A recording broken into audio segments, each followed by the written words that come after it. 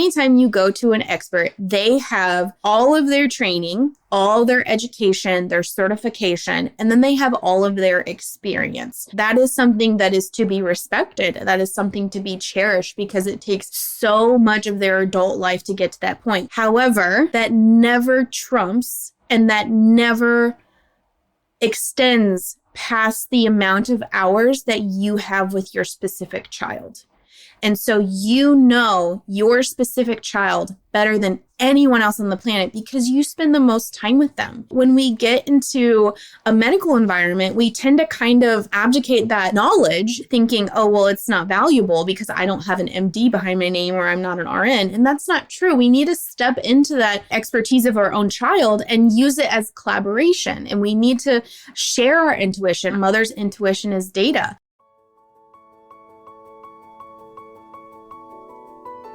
Getting pregnant and giving birth are two of the most exciting things you can ever hope to experience in this life. The moment you think you could be pregnant, you're frantically searching for all the best information, which is why you're here today. I'm Stephanie King, and with my many years of experience as a professional childbirth educator, doula, and lover of all things pregnancy, birth, and postpartum, I'm here to make preparing for your birth enjoyable, empowering, and totally easy. Each week, I'll cover different topics, interview professionals, and get into the nitty-gritty birth stories from mamas just like you. And when you're ready for more, you can join me in the My Essential Birth course at myessentialbirth.com, where I take you step by step through exactly how to prepare your mind, body, spirit, and partner for a birth you love. So let's get started.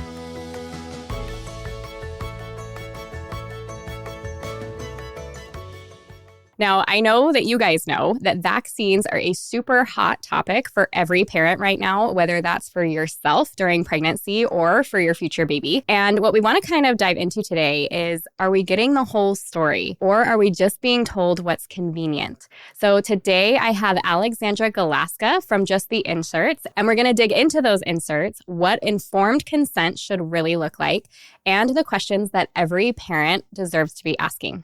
So Alexandra is the founder of Just the Inserts, a platform dedicated to empowering individuals with accessible, transparent information about medical choices. With a solid research background and a passion for informed consent, she guides people through the complexities of pharmaceutical products and decisions.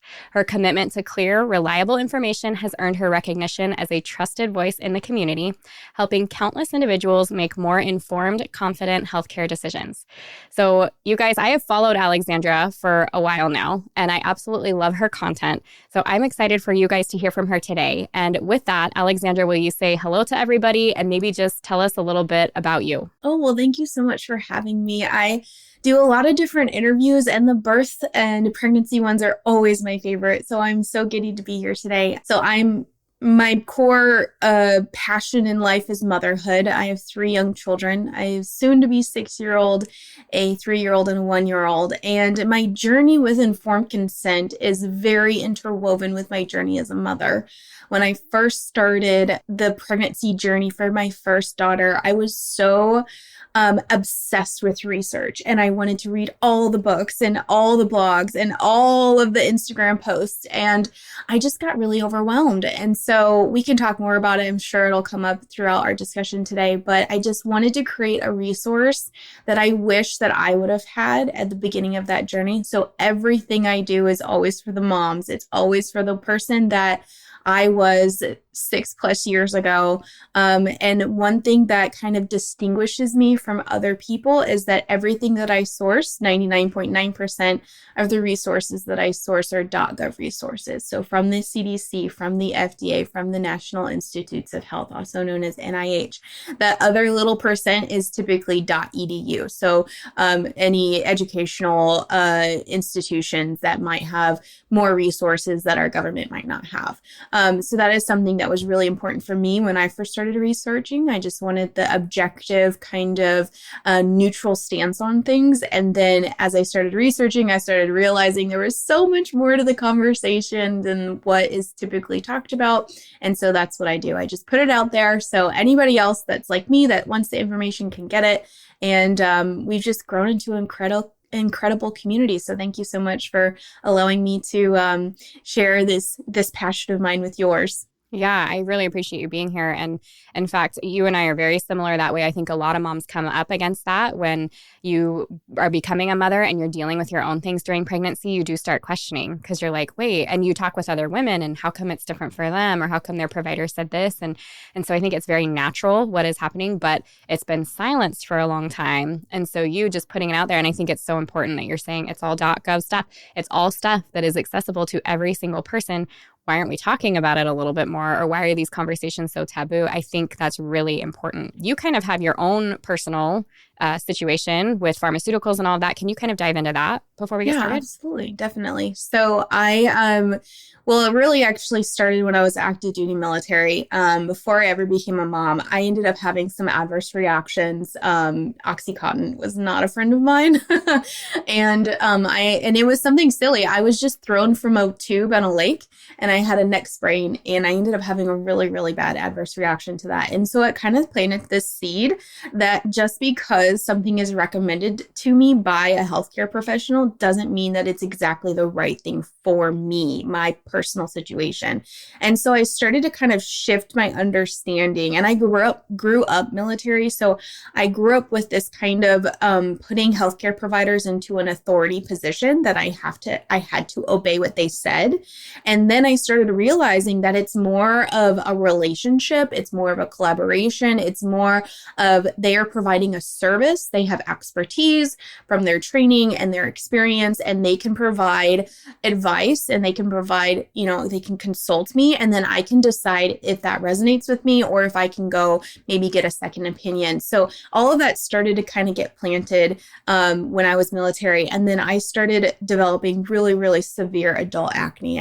I struggled with that for about 5 years. And I went from specialist to specialist and just really experienced the full range of the healthcare environment, including the gaslighting and some of the more unspoken things that maybe we whisper to each other, but we really don't talk about out loud. And I realized that this is real. This is happening. Like people are not getting the healthcare that they need. And so I have a business background and I started to kind of research a little bit more about the way that the industry is structured and potential financial conflicts of interest and external pressures and all these other things that end up just coming into like when you go into healthcare, you end up like just getting hit by a brick wall of these realities of how the industry is structured. And it really, really came so apparent to me when I was pregnant with my first child. I was sitting in my midwife's appointment and she handed me a 1-page sheet for the Tdap vaccine. That's the vaccine for tetanus, diphtheria, and pertussis. And she handed me the sheet and she said, this is what you're going to get in your next appointment. And that was it. There was no extra conversation.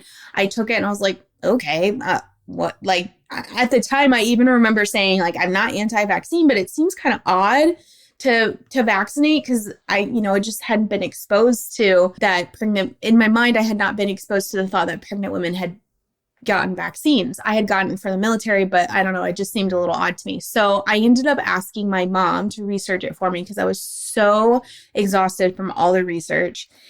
And when she came back to me a few days later with her research, it was so incredibly intense. The way that she was speaking is as if I was standing on the edge of a cliff getting ready to jump off. So much anxiety, so much urgency, sense of urgency in her voice. And it just really shut my brain off. I could not process what she was saying. And so I started talking to some friends. I started looking on Instagram. I started looking on Pinterest because those were my sources of information at the time.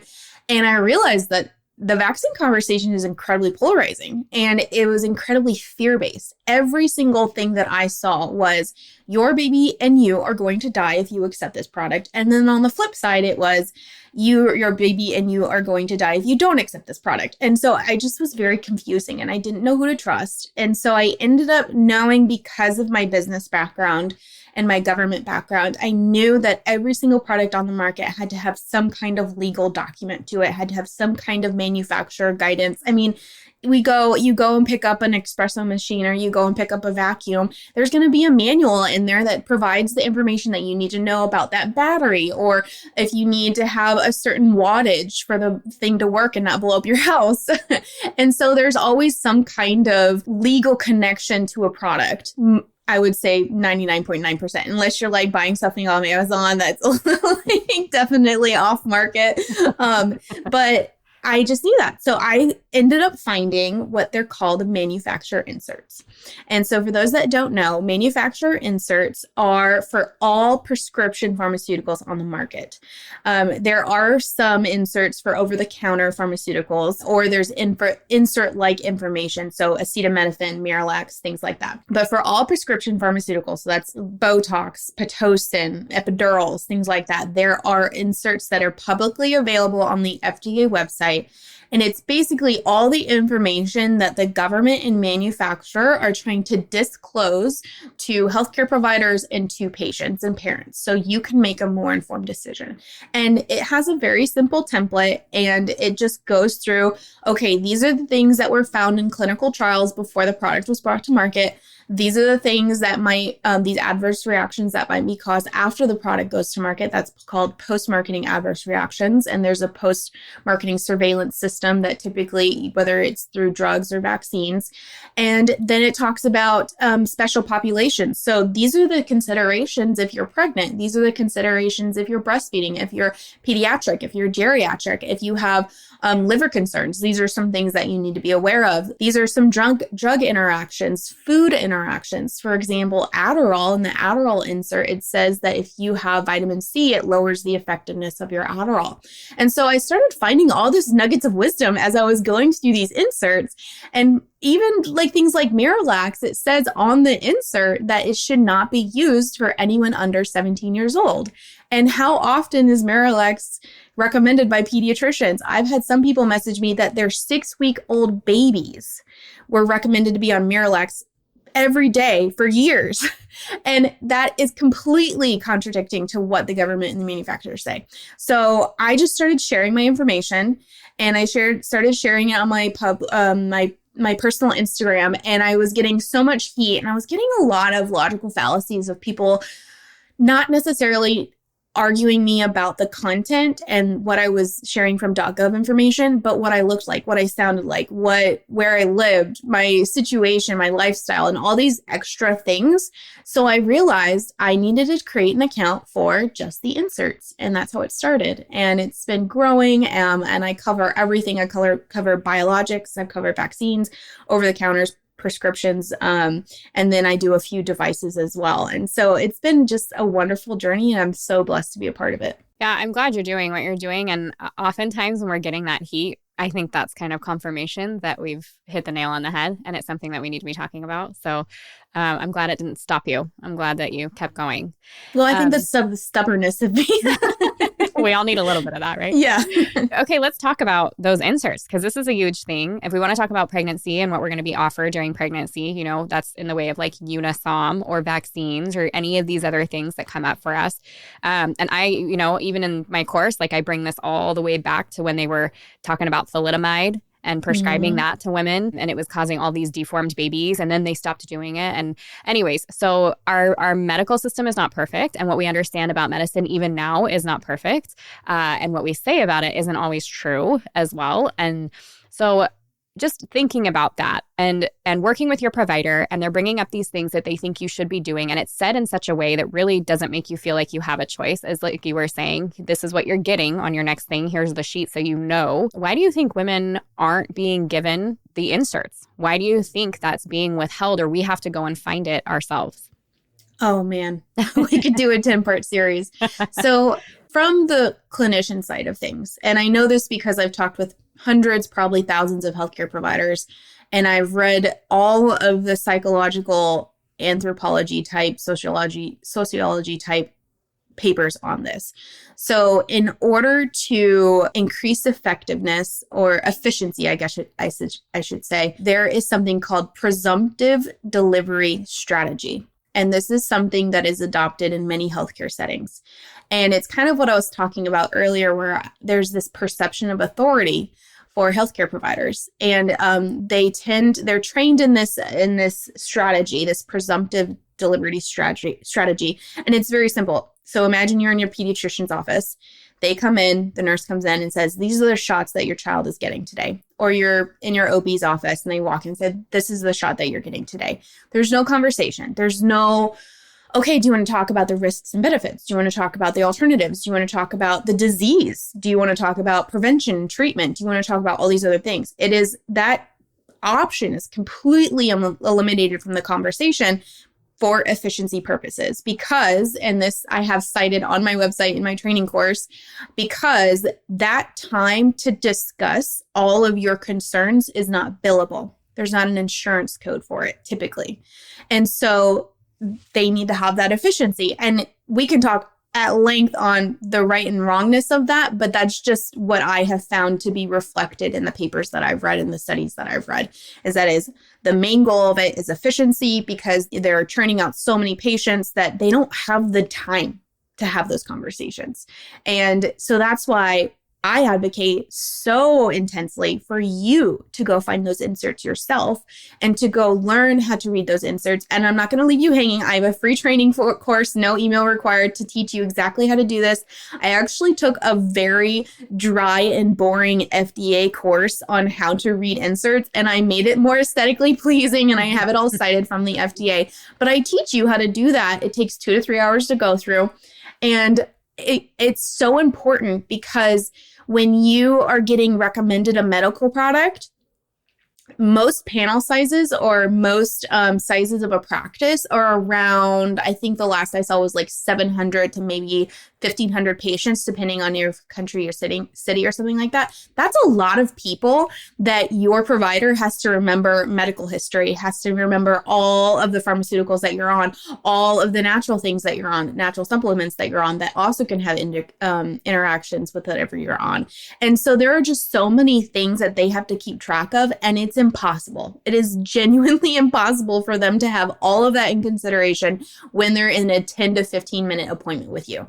And so it's so important for us to step into that authority, to step into that responsibility and say, okay, I'm going to make an informed decision about this. I'm going to take their recommendation based on their expertise and what they are trained in. And then I'm going to read the insert and see if it resonates with me and my family. So going back to your question on why inserts are really talked about, the main thing is time, efficiency. There's no financial billing or coding for it, so it's not sustainable for their business model.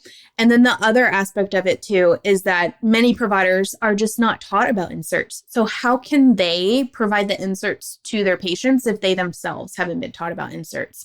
I have had so many nurses actually screen record or screenshot their immunology books or some training that they've had in nursing school and said, I wasn't taught this. Did I miss a sick day? Was I sick the day they talked about it? And like, no, it's not taught to them how to find and read inserts. It's not taught to them the 1986 Act that provides immunity for vaccine manufacturers.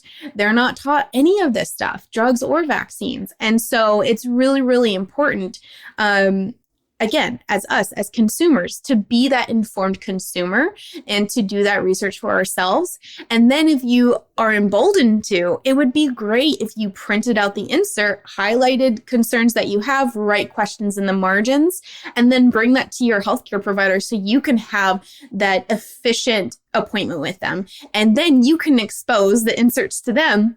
I have a great story. This one woman was messaging me. She was on, I can't remember which medication she had to be on, but I believe it was a seizure medication, and she was in the hospital, and she read the insert, and it said in this medication that she could not breastfeed for it. And so she asked the nurse, can I get some donor milk, or can I look at what formula options you have? And the nurse was like, oh no, we have plenty of moms that are on that. And she pulled up the insert and she said, no, actually it's contraindicated for babies.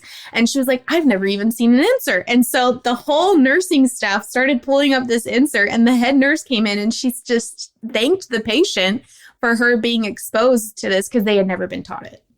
You know, that is an awesome story. And I wish there were more of that. I feel like the frustration comes from when we bring this information to providers, say that it's not inserts, but say it's even, something just different from what they're recommending that we would like to do, the conversation that we're having back is volatile or Yes, like, definitely. super rough to have.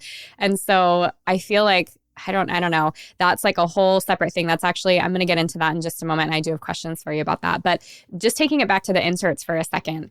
If a mom is reading an insert, I know you say you have this class and stuff, and I'll make sure to link to everything so that you guys have access to this that are listening. But what are the things that really need to catch our attention? What are the things or surprising risks or what stands out? What should we be paying attention to on those inserts? That is such a great question. So anytime you pull up an insert, there's going to be an overview page called the highlights of prescribing information. It's a great page. It gives you kind of like all the tidbit information. However, it's also not the most fulfilling of informed consent, in my opinion, because in that warning section, there's going to be a little block and it says warning and precautions, and there's going to be a little block that says adverse reactions. Most of the time, the only thing in those sections are from preclinical trials.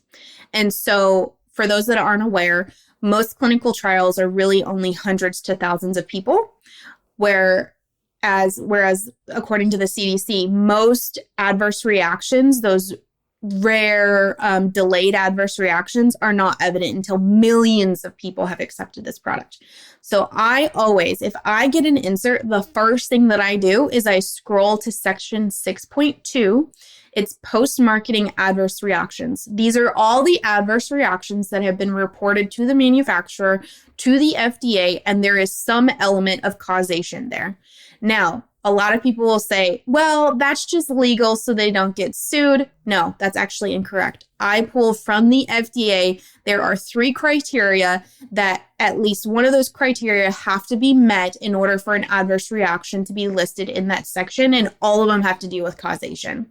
And so it's really important when you're reading that section 6.2 to understand these are adverse reactions that were reported by real people in the public to the manufacturer, to the government, and the manufacturer and government is now giving you that information to say, hey, by the way, these are known potential adverse reactions. And so one of the biggest examples that I always bring up, and it baffles me that this product is still on the market, but there are 2 DTaP vaccines. So diphtheria, tetanus, and pertussis. These are the ones that are typically given to babies at 2, 4, 6 month old, and I believe at 15 months and 4 years old. But those 2, 4, 6 month old timeframes are really important because there are 2 manufacturers that produce the DTaP vaccine that they're licensed by the FDA. And one of those manufacturers, they produce the DTaP vaccine called Infanrix. If you scroll to section 6.2, the adverse reaction section on that insert, sudden infant death syndrome is listed in the adverse reaction section of that DTaP vaccine. And why is that important? Because according to the National Institutes of Health, the highest rate of SIDS for a baby in America is at 2, 4, 6 months old.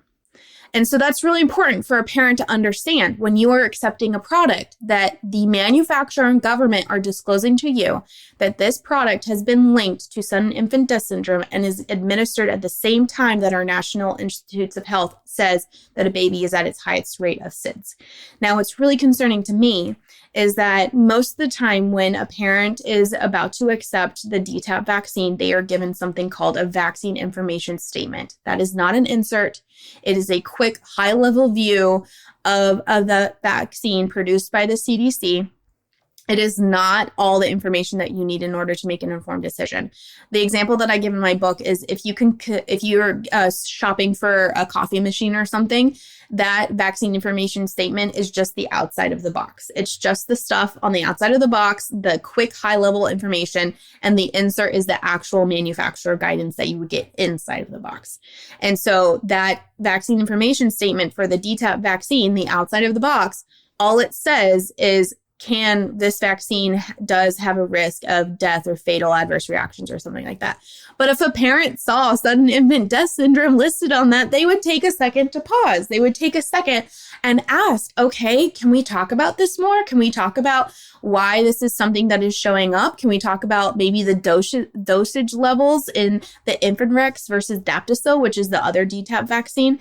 And so those are just things, again, as informed consumers, we need to be aware of. The government knows, the manufacturer knows, but the parents don't know. Well, and if, don't get me started. I feel I'm not going to do that. I'm going to bring it back.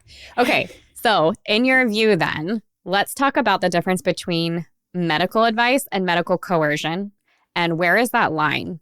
And some of this, like, as I'm hearing you talk, we're like, okay, maybe providers don't know about these things, which I understand that they're not taught. But at some point, I feel like the majority of providers have an idea of what's going on. I mean, if you listen to the news or scroll on Instagram or anything, this is a conversation that has been had for some time now.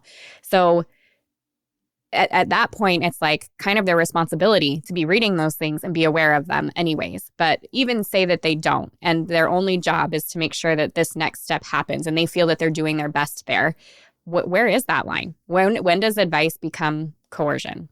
Absolutely. Well, ultimately, you have the final decision. If you have responsibility of any adverse reactions for your child, whether that be disease complication or pharmaceutical complication, you therefore have the authority to make that decision. So if any medical provider is saying that you have to do something, I would definitely push back a little bit and see if that's actually true. Now, when we say you have to do something, there might be some legal things that you need to consider depending on your state. If you live in a state where you have to vaccinate in order for your child to have educational access, public education, in that statement, yes, that's actually true. However, you can also homeschool. There's other things you have to do. So you really want to define that have to. What does that have to mean? Typically, there's always a qualifier on that have to statement. You have to in order to comply with hospital policy.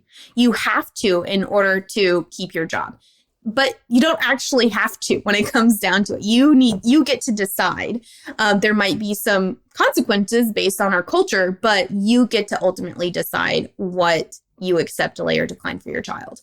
Now, I will say as a caveat to that, there are definitely some considerations if there's open CPS cases, if there's custody battles, things like that. I'm not a legal professional. Please consult a legal professional in your state that is experienced with those situations.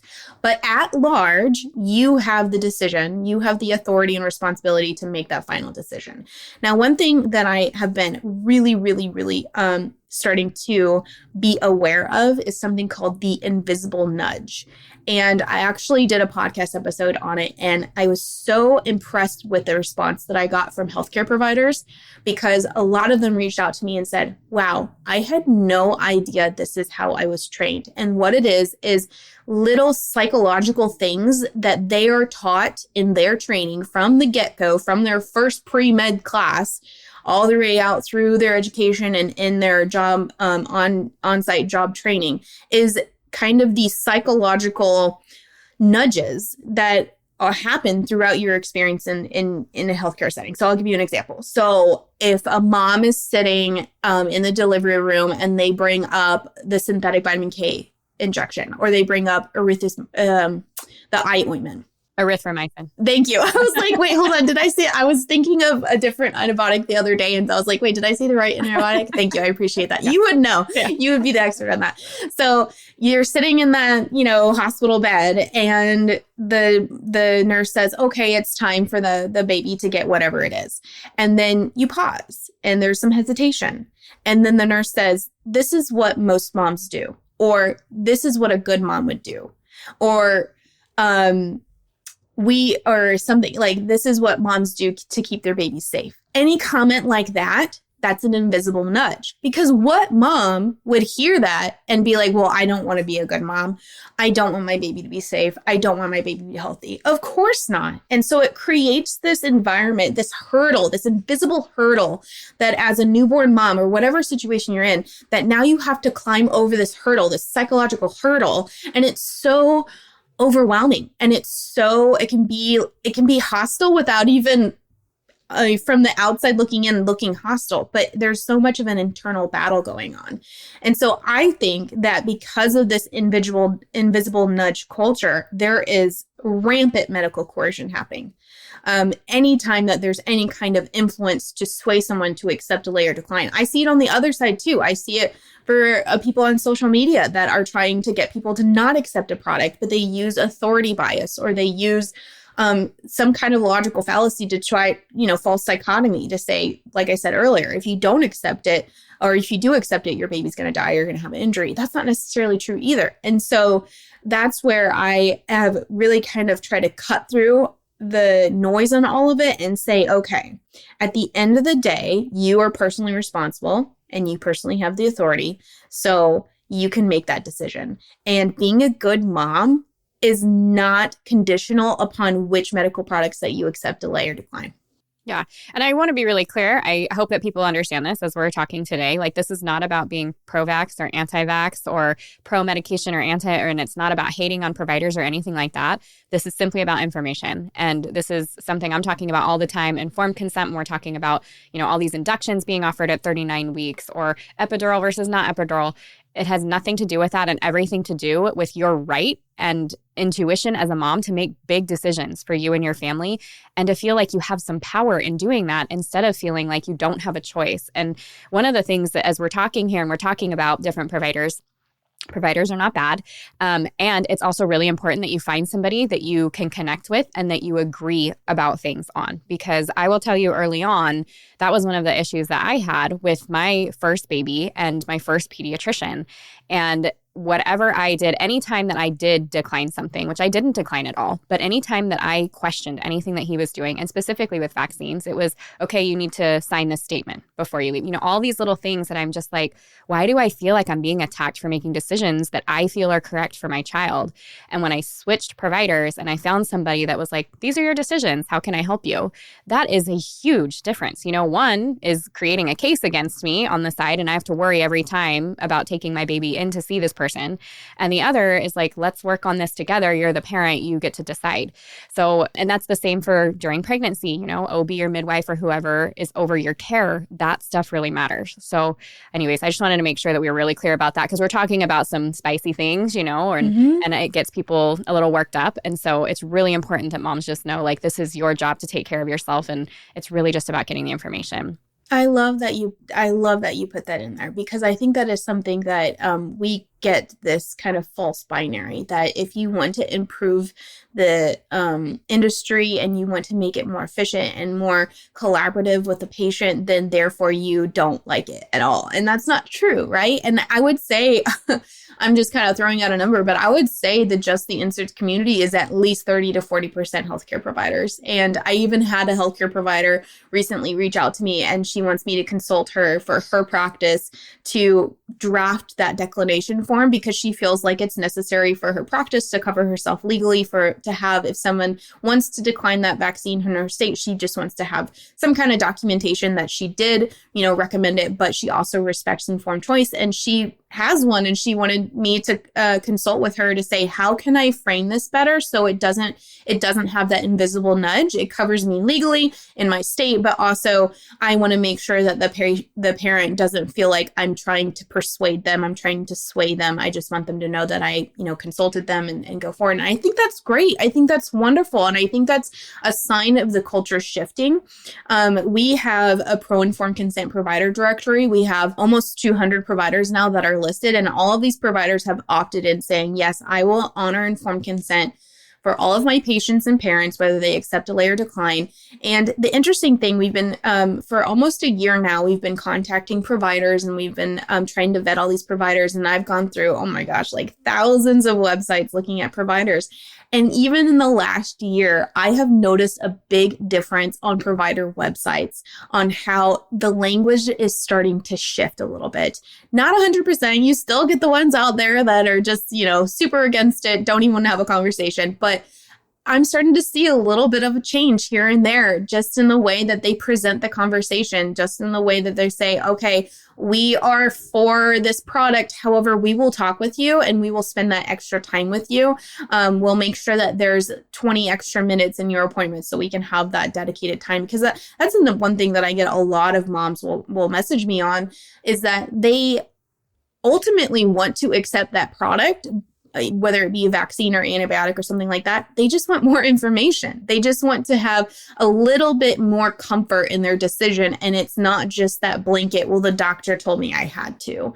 That isn't cutting it anymore. Parents want to be informed, and they want to make sure that whenever they accept a product, they also want to be aware of any early warning signs so that they can eliminate diagnostic confusion, so they can expedite medical treatment if necessary. And that's what all the inserts are. And that's why I say, even if every single person who came to my website, took my free training course, came to my social media, ended up accepting those products, I would be happy, because then they got the informed consent that they deserve. Yeah. Yeah, I'm the same. I'm exactly the same. And I think that's absolutely right. That's exactly it. Yeah. And, we talk about, I know you talk about this too, kind of like mother's intuition and stuff. And when you have that information, can you take a moment and kind of talk about that a little bit? Absolutely. Absolutely. So here, and this is something I kind of go back onto my business training, is whenever you have any kind of an expert, right? Whether it be a tax expert, whether it be a mechanic, even a hairstylist is an expert, because there's a lot of chemistry going on with colors and things like that. Anytime you go to an expert, they have all of their training, all their education, their certification, and then they have all of their experience. So for a healthcare provider, every single patient that they've had before, all of the trainings or conferences that they go to where they're exposed to other people's experience. And that's all wonderful. That is something that is to be respected. That is something to be cherished, because it takes so much of their adult life to get to that point. However, that never trumps, and that never extends past the amount of hours that you have with your specific child. And so your specific child better than anyone else on the planet, because you spend the most time with them. You have the most anecdotal experience and evidence and observations than anyone else on the planet. No matter their certifications, no matter how many awards they have, you know your child best. And so when we get into a medical environment, we tend to kind of abdicate that knowledge, thinking, oh, well, it's not valuable because I don't have an MD behind my name, or I'm not an RN. And that's not true. We need to step into that expertise of our own child and use it as collaboration. And we need to share our intuition. I have a sweatshirt that I came out with that says, a mother's intuition is data.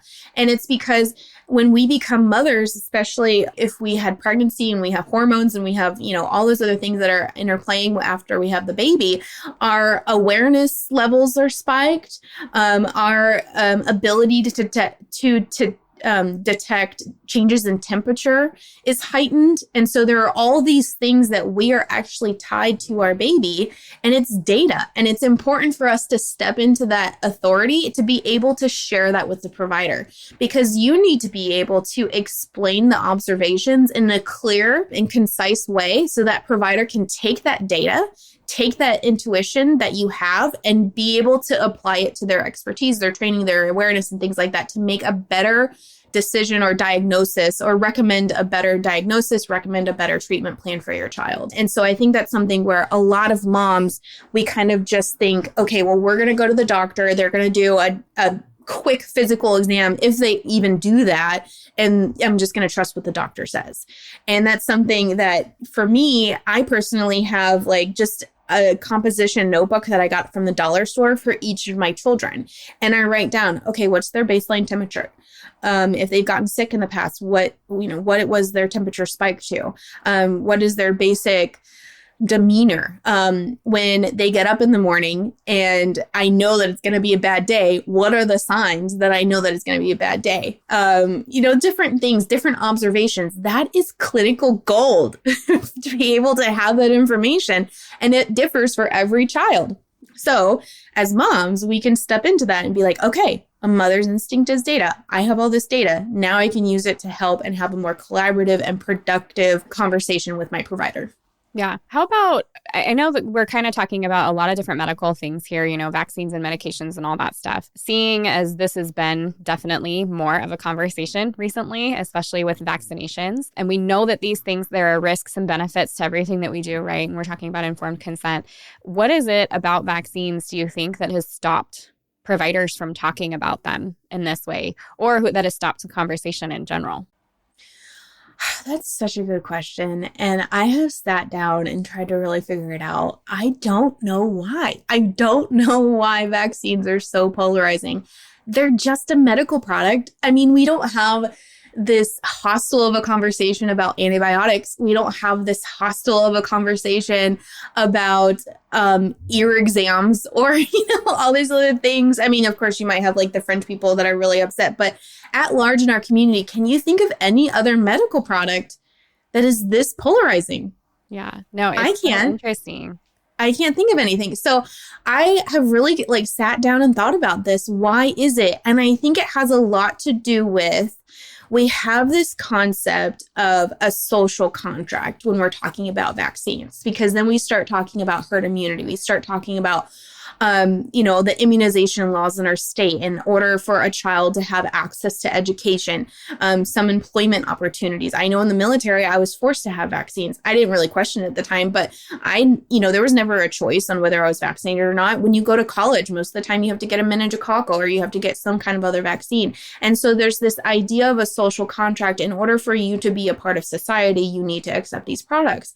However, when you start reading the inserts, especially the limitations of effectiveness sections and the shedding sections, that kind of obliterates the whole social contract aspect, because according to the manufacturer, according to the government, and I have this all cited, so if anybody's alarm bells are going off, it's all cited from .gov resources. I'll have it on my website. When you start researching all these things and you realize, okay, so the manufacturer and the government's telling me that even if I accept this product, I might not be protected. If I can't be protected, how am I protecting the herd? That doesn't work. Or if I accept a product and it's a live vaccine, I could actually cause risk because I might actually shed. So I've had medical providers that have told me that they will never, ever recommend the MMR for a toddler that has a pregnant mother, because the toddler can expose the vaccine strain of the varicella, and that's incredibly dangerous for a pregnant woman. And so there are all these things in the inserts when you start reading and getting down to the nitty gritty of it, realizing, okay, this social contract thing actually doesn't make a lot of sense, but we're so ingrained in it with our culture and society. I mean, there's so many things that we look at when we look at even TV and television, film, on how vaccines are always kind of like the good guy and they're always the savior to humanity. And on the flip side, the bad guy is the one that's withholding this life-saving vaccine or medication. And so it's just constantly reiterated in our culture. And it's really hard to break through that, especially when you start reading inserts and you pop it on Instagram and people just get really upset about it. I think it's because it's constantly enforced. And, you go to the grocery store and you see a sign for the flu vaccine and you see the sign for the pneumonia and all these other things and the COVID vaccines. And so it's kind of like always present without us realizing how present it is. Yeah, I think probably what brought it so much recently to the forefront was COVID, because Oh, absolutely. there was a lot that was going on with that, people losing their jobs or not being able to join the military or getting kicked out of the military, or, just all of that stuff. That was definitely something that brought it to light. But I do think it's a good thing, because I will tell you, when I was having my children, 16, 17 years ago now, these things weren't talked about, and they were so taboo that if you did talk about it, it was dangerous. And so I remember being online and looking at forums, and it would be like these moms groups, like on babycenter.com or whatever. And, did you get the flu vaccine? And yeah, and it was like mom after mom in that situation who I miscarried, and I've never miscarried before. And I was 25 weeks and I was 18 weeks. And I was just like, wait, why is nobody talking about this? And why, when I bring it up to my provider, are they so like hot stove? Don't you dare say anything like that. And then the other side of it, like you were talking about, I remember early on, and before I was having children, and we had a small company and this lady came in to give everybody their flu shots, for the season. And I asked her, like, I have no desire to get this. Like, if I get the flu, whatever. I'm young, healthy. I don't really care. But I was like, but everybody else here is getting it. And so if I don't get it, do I have a chance of getting it from them? And she said, yes, which I'm like, years later, you can't say shedding. Shedding doesn't exist, right? That was a whole conversation. But so I ended up getting the vaccine. That was the sickest I had been in years. I was sick for a week. I had to take time off work, and then I got the flu again the next year. I'm like, I'm so done. So and then we're giving it to old populations and all these people, and when it comes to pregnancy, which I think is really important for moms to understand, there are no vaccines that are tested on pregnant women because it is morally, like, you cannot do that for moral reasons. And so the way that the women end up, the test that we have, the data that we have is from providers recommending it or making it not feel like a recommendation and saying, this is what you're getting at your next appointment. And then we grab data 10, 20, 30 years down the line and we say, oh, now we know the risks, never mind that a mom and baby have been put under, whatever kind of test subject to be able to do that. So I don't know. It's a big conversation. There's a lot of things that's why I love that you're like, no, it's from the .gov website. This is not made up. It's not my opinion. This is what they're saying. And I think that gives us a leg to stand on when we're going and talking with our providers. Yeah, that's such a great point. And I love that you ended with that because that's something that I always say. If you are going to speak with your provider, I would recommend never bringing up that you got it from Instagram or you got it from Right. justtheinserts.com because they have been trained to disregard anything that doesn't end in .gov or .edu.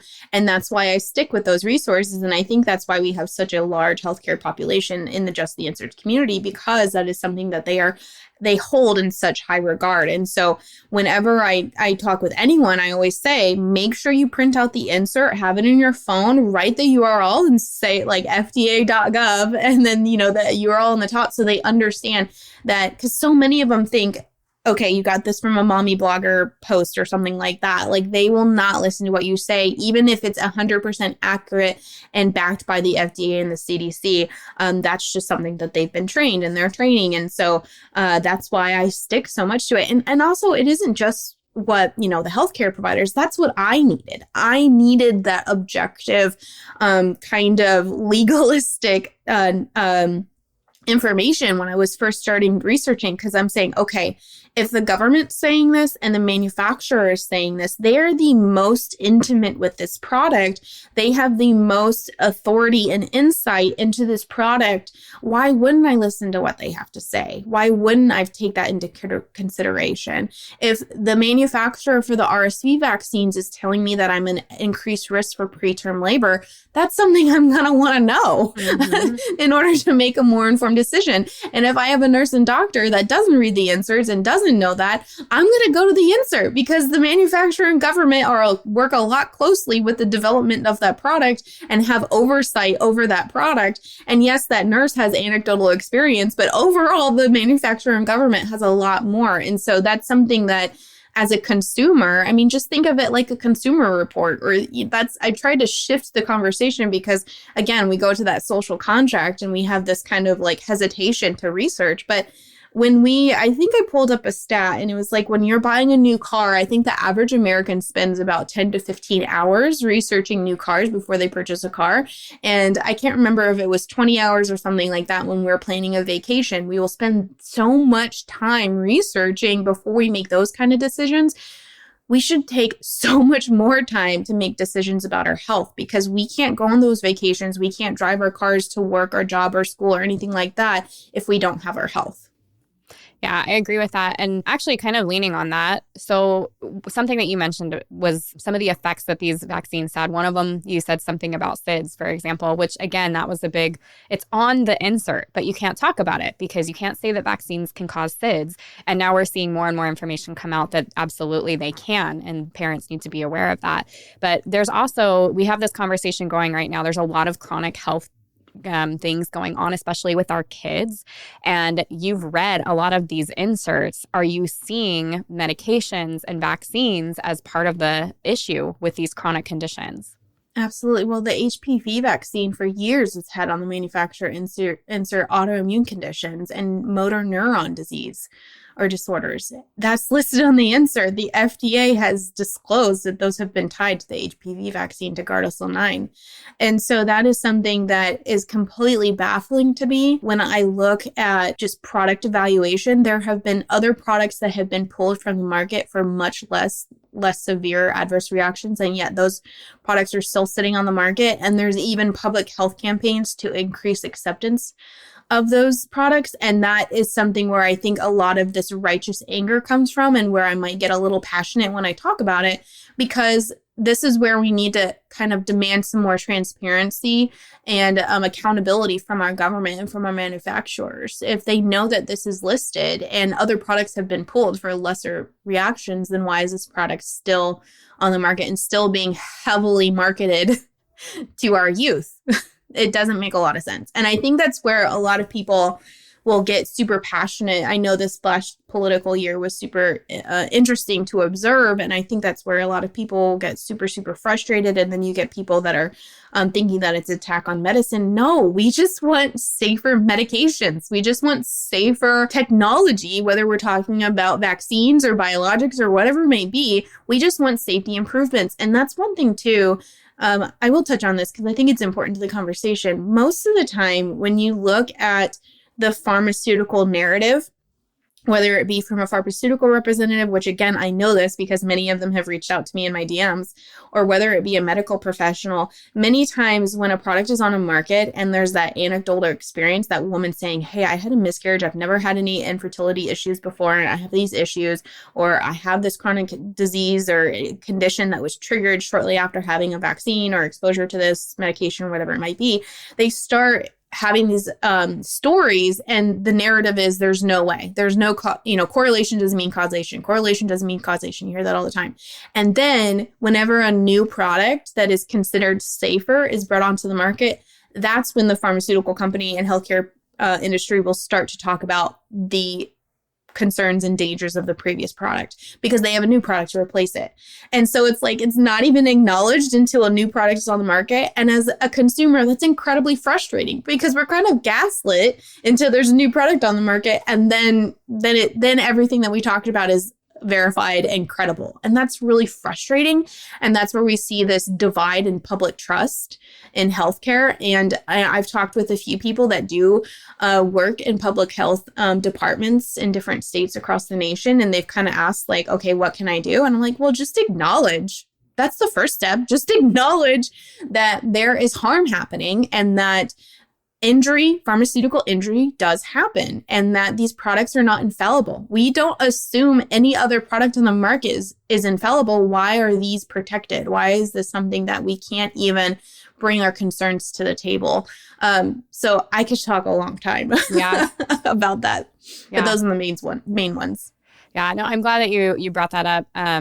I remember as I was like getting into, because I always joke that like pregnancy is a slippery slope. Like once you start, you're pregnant and you're learning about all things pregnancy and birth and all this, and then that, it just rolls into the rest of your life. Now you start questioning everything. Now we homeschool our kids and we're all these crunchy moms, now right? You have chickens. Just a bunch of weirdos, which I'm totally on that train, by the way. But you can't help it. And but early on when I was learning about education and stuff, and I'm like, as I'm learning this stuff and I know how much I didn't know, how much it's not taught, I have to go tell everybody, right? I remember like there was one night where it was a local midwife, and I remember we all met in her house, and it was like this private thing, like you couldn't have these conversations out loud. And a mom came and shared her story of her child who was vaccine injured. And it's like that those were the only places that you were hearing those things. And it was all this like underground stuff. And so, yeah, when you were talking about being gaslit and stuff, it's like they know. And that is the frustrating part. That's the part. It's like, it's not like you don't know. And that it's so upsetting. And especially as a mom, because you're like, I just want to do what's best for my baby. And if it is having this medication, or if it isn't, like now we feel like we can't trust that. And that is a huge problem. So I'm glad that the conversation is happening. I'm hoping that that divide is going to get, sealed up. And as you're talking about these incredible providers who are like, yes, I didn't know these things and I want to do what's best for my patients and myself and all of this, I think we're going to see hopefully more of that. But I do think this is part of the shift. So I'm really glad that you do what you do. I kind of hear at the end, and I want to give you an opportunity to tell everybody where they can find you too. But for the mom that's listening, because I know conversations like this can be tricky and it can be hard to hear, and you just want to do the right thing, where would you tell these pregnant moms or these newly birthed moms, where would you tell them to start? That is such a good question. And I think that's not going to be the same answer for everyone, because it really depends on your own journey to pregnancy and your own relationship with healthcare and your own relationship with making those more informed decisions in any aspect of your life. And so I actually have a weekly newsletter where I have these little tiny exercises, and it's almost like training a muscle. You just have these little exposures to build that informed consent muscle. And it can be as simple as reading the ingredients on maybe some over the counters that you have, your Tylenol. Read the ingredients. If you don't know what the ingredient is, take a picture of it and then Google what the ingredient is. What is it? How is that manufactured? How does that work in the body? I would recommend learning a little bit. I know this is something that I struggled with. I had biology in high school, but I don't remember any of that stuff. And so I go onto YouTube and I look up videos of the circulatory system or the endocrine system. And then, there's like 5-minute videos that are from accredited hospitals, and just learn about that system. So if you're taking a medication and it talks about how it works in the body, then you can say, oh, okay, so that's how it affects my body. That makes sense why there's these other adverse reactions that I wouldn't consider this product to have, because this is how it works in the body. I'm going to be shameless and plug my free training course, because I go through exactly how to do everything for finding inserts. And I go through each section and I talk about what is a mechanism of action, what is a contraindication, what is all of these other technical medical jargon things, but also that's just one part of it. And this resonates with your question. The second half of my course is all about that support. It's all about stepping into that responsibility and authority, making those informed decisions, whatever it may be. I have an exercise called Root of Fear, where you list out all the fears you have. What are you afraid of? Just specifically vaccines, we'll talk for a second. What are you most afraid of? Are you afraid of your pediatrician being mad at you? Are you afraid of the disease? Are you afraid of not having access to education or employment opportunities? All of those have a different type of fear, and all of those are going to have a different path of handling that fear and handling the research required to kind of calm those fears. So you can find everything at justtheinserts.com. My free training course, the provider directory, all of the pharmaceutical deep dives that I've done over 50 on there. I have my Instagram and my X. I'm not as active on X. It kind of overwhelms me, but I'm really active on Instagram.